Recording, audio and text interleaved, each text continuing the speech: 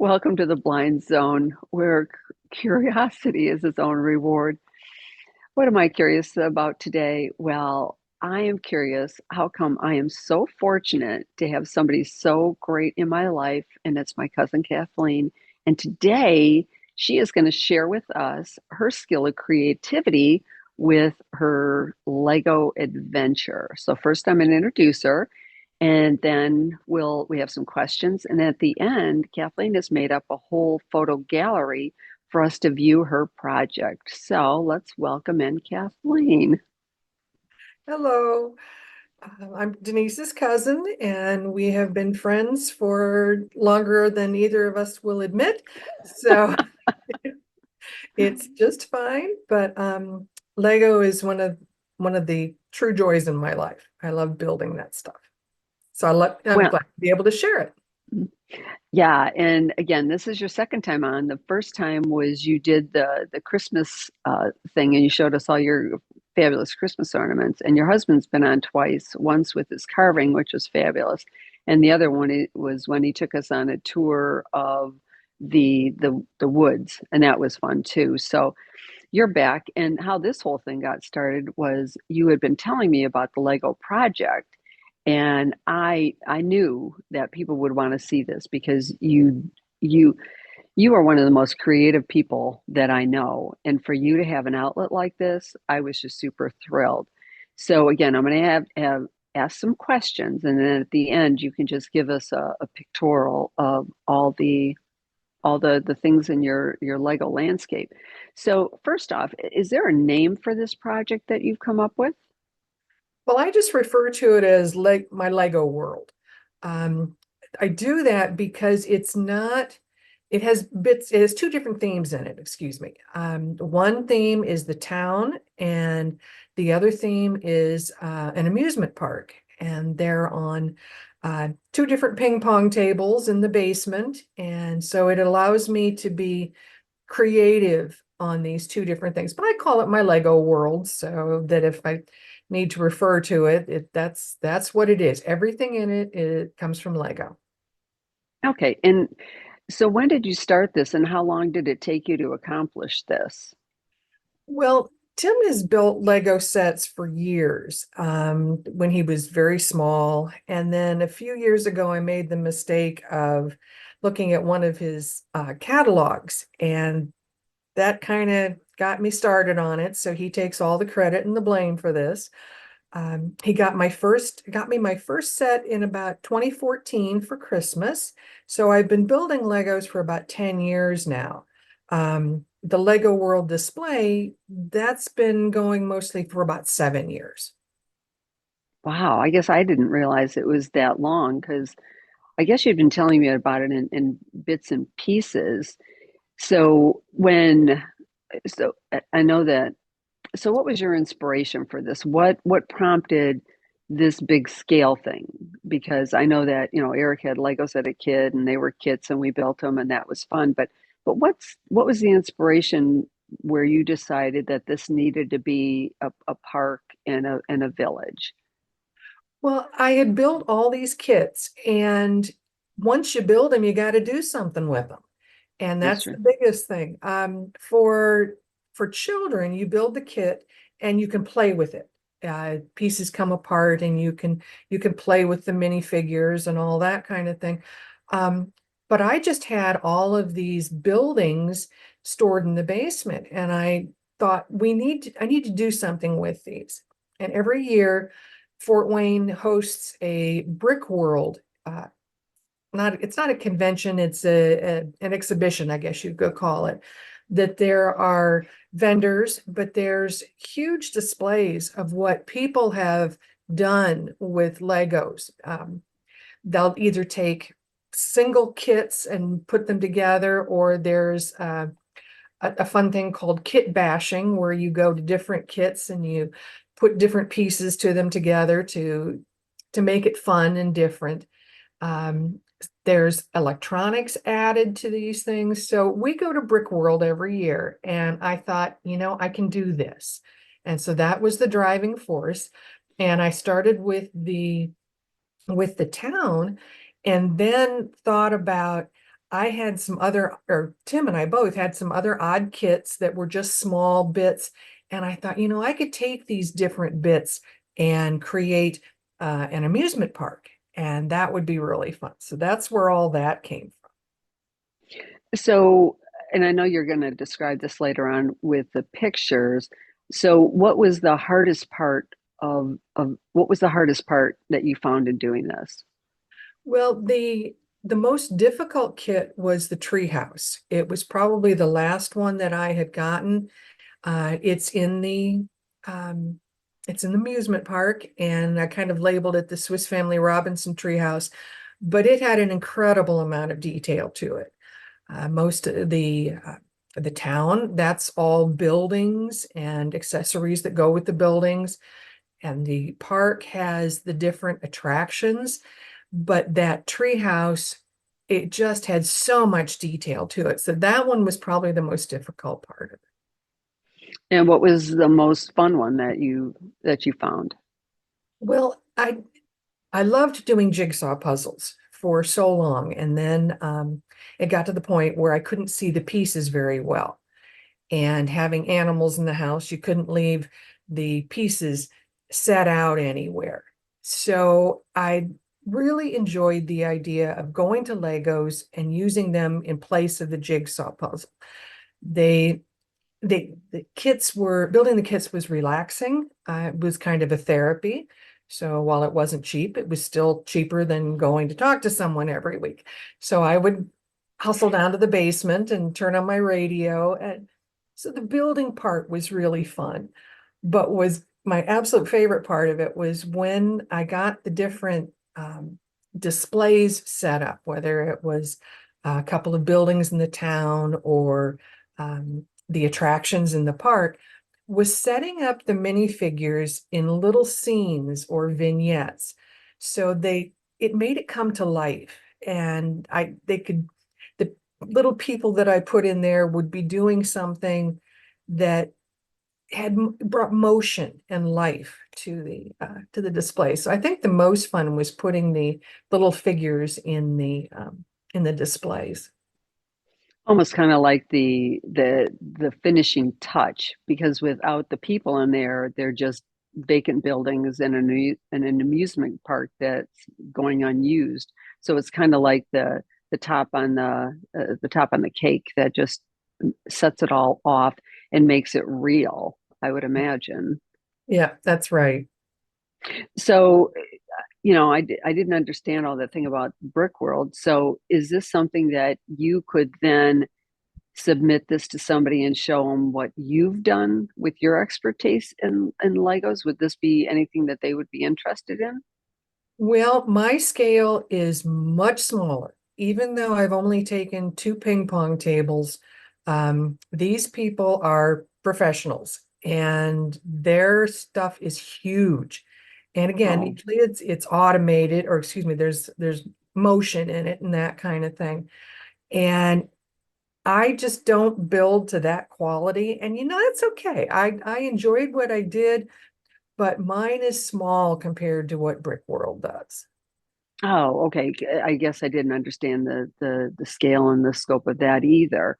So what do you do with it now? I mean, because somebody's got to enjoy it. I remember when I was up in Michigan and I was a little kid, and my neighbor Janine, her father had a train set downstairs, and we would go down there and he'd play with the train set, and there was some practical purpose to it then at that point. So what do you do with this so that people can enjoy it? Do you continue to build on to it, or what happens next with it? Well, actually, I'm going to have to pack it up one of these days because it's taking over the basement, or it has taken over the basement, and we need those tables back.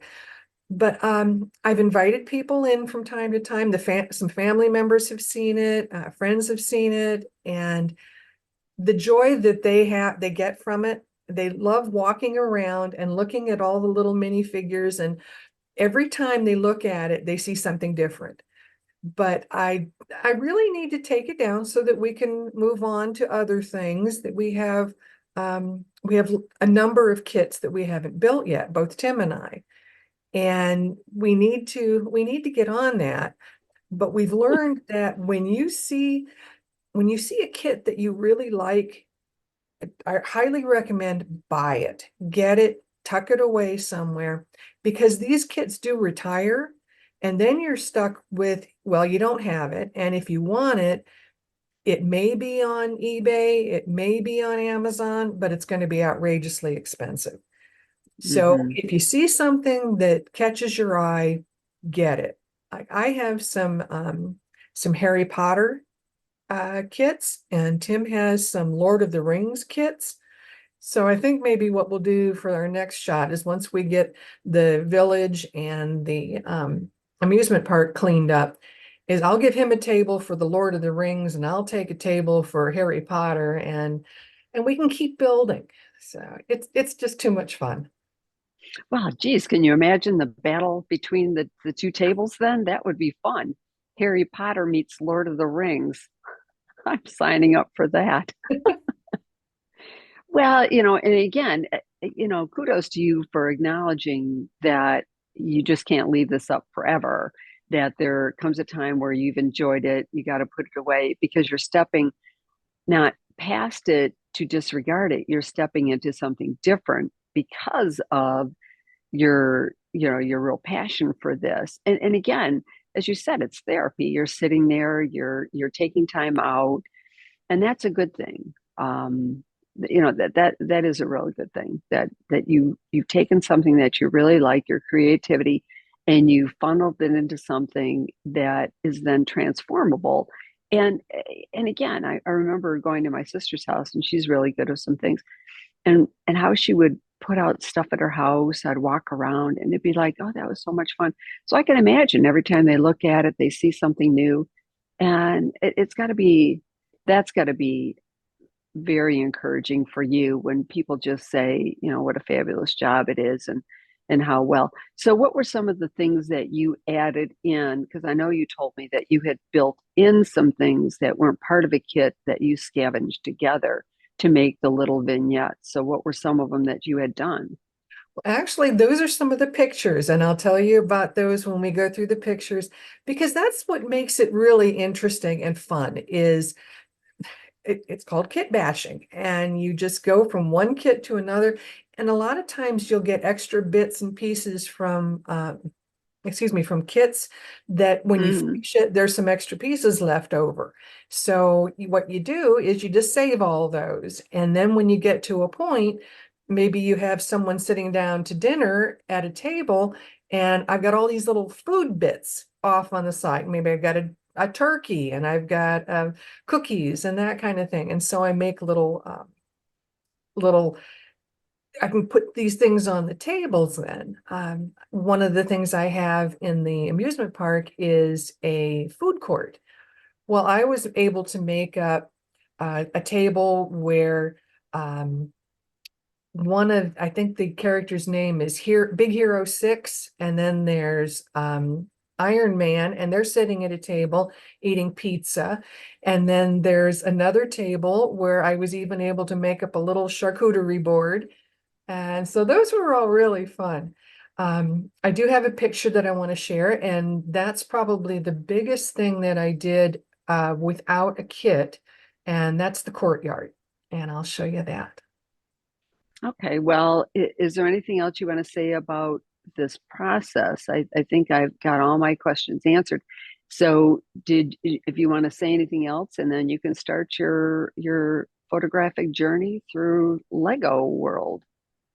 Well, one thing is that you're never too old to start these things. They have, Lego has recognized the adult character, or the adult people, that the adult audience, excuse me, that they're working with in their marketing. And they're starting to come out with kits, some amazing kits, whether they're space capsules or flower arrangements, all that kind of stuff, or just the basic building of Harry Potter and Lord of the Rings, that kind of thing. So don't be thinking, well, that's something, Lego is something for little kids. When we go to Brick World, these gentlemen and ladies who have built these things, they've been at it a long time, and they have a passion for it. So it's fun because it allows you to use your imagination. And there's really no limit. It's you get a box of bricks, and it's something that we enjoy doing with our goddaughter's daughter is when she comes over, we pull out the box of miscellaneous bricks and the three of us sit around the table and build. And it's fun. It's really fun. Well, I know that when my 4-year-old grandson comes over, he runs right from the garage door into the sunroom, and I can hear the Duplos. They're all dumped on the floor. He gets out his board, he starts to build, and he'll tell you what he's building. Today, I'm building a tower, a castle, or garage, and he builds these garages for the cars that he has out there. But he's busy, busy, busy, and I tell you, his creativity knows no bounds because of all the shapes and the colors and a couple of weeks ago, he picked one up and he goes, Dad, I have to take this home. And he puts it on the counter. And I said, What was that all about? He said, Well, he was missing one of the rounded yellow pieces at home. So he's taking this one from here to put it there. But again, he connects all the things and he knows what they are. And he's built some really fabulous things. So I do appreciate the creativity that it brings out in both the younger and the older ones. I mean, I know David used to really, he had many kits and he used to really enjoy those. So, okay, I'm ready for the photo show. So let me have it. Okay, I'm going to disappear for a second while I get this set up. Okay.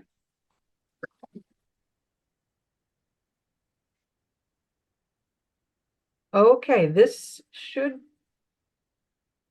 Okay. Maybe not. There's nothing there. She's recognizing our technical difficulties, but I apologize. oh, it's fine. It's fine.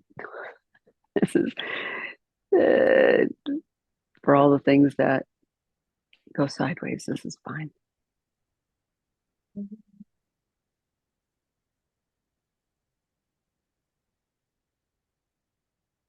Oh, that's really sad. I can't seem to get this to you.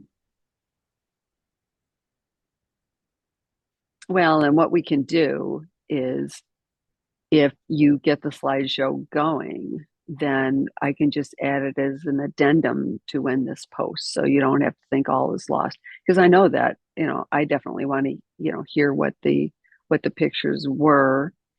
And because I know you had, quite a few slideshow photos for us. I'll give you another minute. It's okay. Because my executive assistant said it's just a big blue screen that shows up. Yeah, that's what we're getting. Oh, I am so sorry. Well, again, you can talk it over with Tim, and then he can do the photos, and then you can just send it to me, and my executive assistant Cindy will magically add it, and it'll just be part two. It'll be on the same date, but it'll be later. They'll watch this, and then they'll just click on the second link to watch the second part because it'll still be there. It just isn't going to be continuous like this. So, Okay. My apologies. We got it working the other day and oh, there it is. Okay, now oh, all right, now we got it. yay! Went away. Oh, she said it went away. There she is. Yeah, I'm trying to make it such that you don't have me in the front. Okay, let's try that one. All right. So my apologies, but I think we got it this time. Good deal. I like a smooth transition. So, okay, take it away, Kathleen. Okay, so what we're looking at here is the the ping pong table that has the town set up on it. And the streets, there are 11 buildings plus a courtyard. And the streets surround the outside of the town and have street signs and traffic lights. And there are also several alleyways to access the courtyard. It's a typical town with the usual buildings, including a bank, police station, hotel, diner, movie theater. And each building has several stories tall, and they're designed such that these stories can be separated. So each level can be played in the setting with minifigs. For example, each floor can have an office or a shop or a living space. And around the town, as we talked earlier, there's many figures staged in various activities that go with each building. The next picture is the table with the amusement park on it. And the amusement park has 10 different attractions. And these were all built from accumulated smaller sets based on specific themes like Harry Potter, Star Wars, Pirates, Swiss Family Robinson. The layout of the park has the streets to the inside surrounding a lagoon area with access to all the attractions. And each attraction has its own space and a sign so you know where you are in the park. As with the town, there are minifigs staged in various activities that go with each attraction.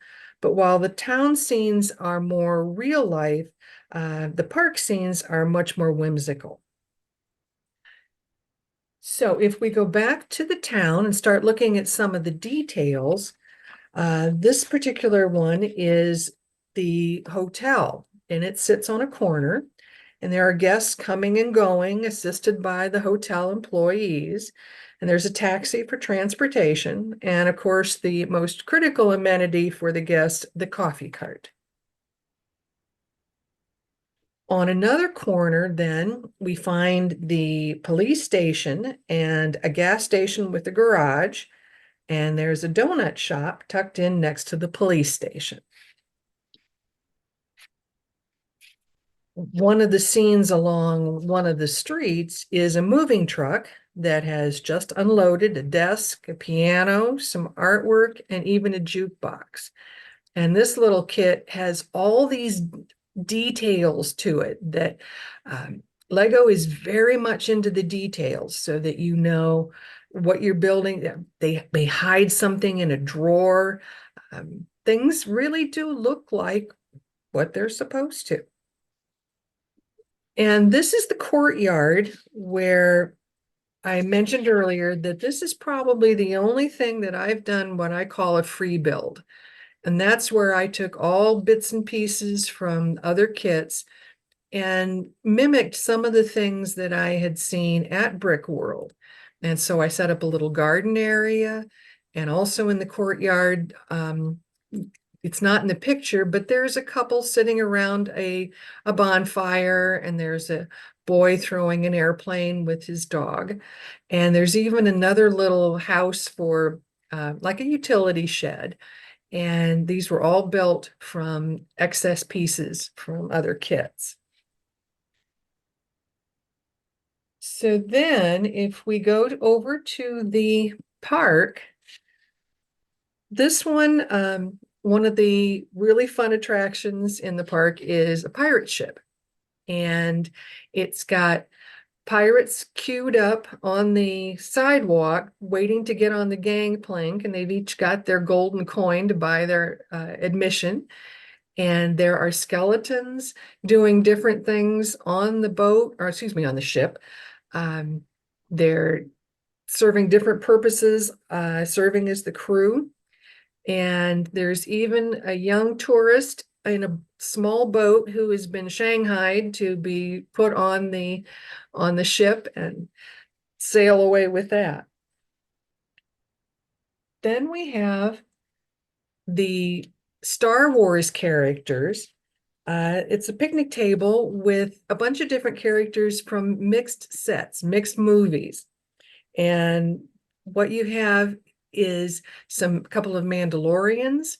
You've got a general from one of the rebel bases, and you have a rebel soldier on the back of a tauntaun from the ice planet of Hoth. And of course, you have Master Yoda.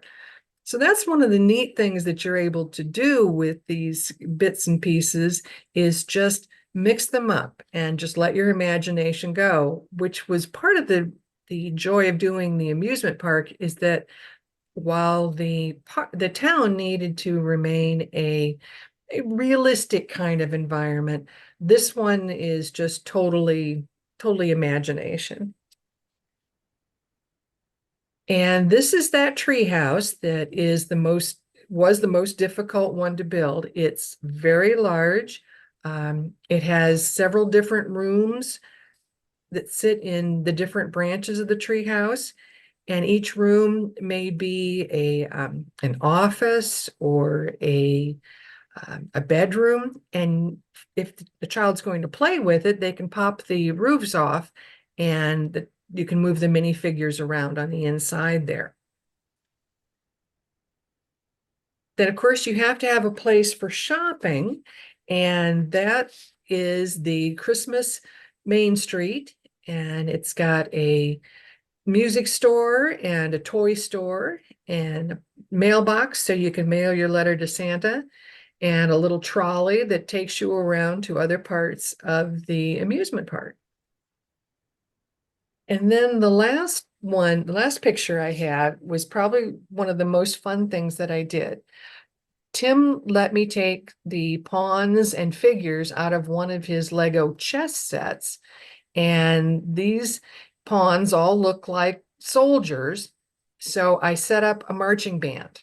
And I took other bits and pieces and made instruments for each of these young men. And then you've got the king and the queen from the set are the drum major and majorette. So it's this this was a lot of fun. And again, it's all the imagination. And I didn't take pictures of everything. Well, I took pictures of everything, but I'm not going to bore everybody to tears. The idea is that you get just a hint of the fun things that you can do with all this. Wow, I mean, that just sounds spectacular. And the fact that you're you're gonna put all that away so you can start over is even more amazing. But again, this just shows your creativity and the fact that you're fluid enough to say, I'm not going to have to keep this forever. I did it, I've accomplished that, and now I'm going to move on to other things. So this has been fabulous fun, and I appreciate your sharing Lego World with us. Is there anything else you want to say in conclusion? Not really. When I think about what I'm going, except when I think about what I'm going to do from here with the world that I have downstairs now, um, I'm trying to think of who can I give these things to. We went to the library a few weeks ago, and they had some exhibits of things that kids had built. And I thought, I bet there are the library, maybe, I don't know about hospitals because of the little bits and pieces and stuff, but it may be that later on, I'll keep these for a while, but at some point I can probably donate these to organizations that kids can play with them and build with them. And I think that'll work. Oh, that's a fabulous idea because then they're just not static in your basement in a bucket labeled, you know, part of Lego World A, I think that's a really good idea. And again, you have a generous spirit and it, you've built it, you've taken the time, you've shown people, but then it can go on. It can live on in a way that just, is kind of a legacy then too. That would be a very fun thing to have as a legacy. The Lego world moves away. So That's it. That's it. anyway, well, this has been super fun for me. And again, you're one of my favorite people, and I was so excited to share this. And don't even worry about the little minor snafu in the middle there. It's not. It's a nothing. So don't worry your pretty little head about it later on because I know you will. Just don't. I'm just telling you. Don't Well, worry thank about it. you. It'll be fine. Anyway, thanks for this, and thanks for joining me on the Blind Zone. And we'll see you next week.